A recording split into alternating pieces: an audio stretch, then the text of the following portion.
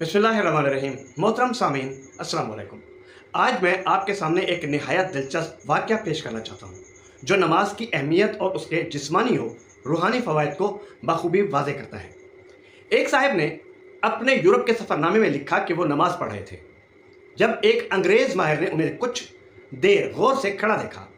नमाज ख़त्म करने पर उस माहिर ने कहा, ये एक्सरसाइज का तरीका आपने मेरी किताब से सीखा है, चूँकि मैंने भी इसी तरीके से वर्जिश करने का तरीका बताया है।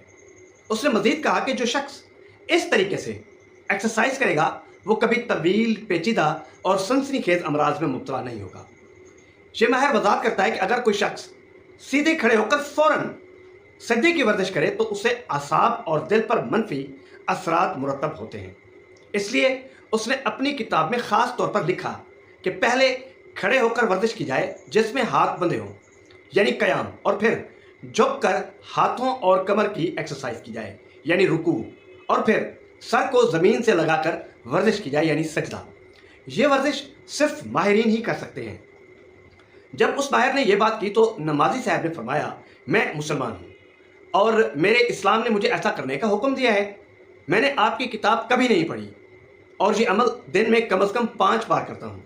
यह सुनकर वो अंग्रेज़ माहिर हैरान रह गया और मज़ीद इस्लामी मालूमात हासिल करने लगा। मोहतरम सामीन, नमाज सिर्फ एक इबादत नहीं बल्कि एक मुकम्मल जिस्मानी और ज़हनी निज़ाम है जो इंसान की ज़िंदगी को मुतवाज़िन और सेहतमंद बनाता है। इसलिए हमें चाहिए कि हम नमाज को सिर्फ फ़र्ज समझ कर ना पड़े बल्कि इसके जिस्मानी और रूहानी फ़वाइद को भी समझें और अपनी ज़िंदगी में इसकी अहमियत को उजागर करें। इसी के साथ हारून रशीद को इजाज़त दीजिए। अल्लाह आप सबका निगहबान।